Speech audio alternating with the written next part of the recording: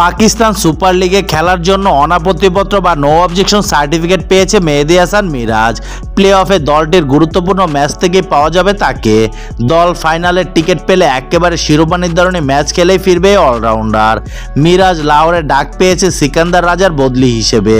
রাজা নিয়মিতই ছিলেন লাহোর কালান্দার্সের একাদশে। তবে 22 মে থেকে শুরু হচ্ছে ইংল্যান্ডের বিপক্ষে জিম্বাবুয়ের অ্যাওয়ে টেস্ট। ইতিমধ্যে যা ঐতিহাসিক তকমা পেয়েছে, রাজা তাই দলকে প্লে অফে তুলেই ছুটেছেন নটিংহ্যামে। একে তো দলের অন্যতম অলরাউন্ডার রিশাদ হোসেন নেই আন্তর্জাতিক ক্রিকেটে ব্যস্ততার কারণে, এদিকে আরেক বাংলাদেশি সাকিব আল হাসানকে দলে নিলেও তিনি দীর্ঘ 6 মাস পর ফিরে খুব একটা ছন্দে নেই। রাজার অভাব দূর করতে তাই মিরাজকে দলে নেওয়া হয়েছে। যেহেতু মিরাজ এখন টি-20 দলে নেই, তাই এনওসি পেতেও বেগ পেতে হয়নি। লাহোরে যোগ দিতেও বেশি সময় নেবেন না এই অলরাউন্ডার। অনাপত্তিপত্র ইস্যু করা হয়েছে অবশ্য 22 থেকে 25 মে পর্যন্ত।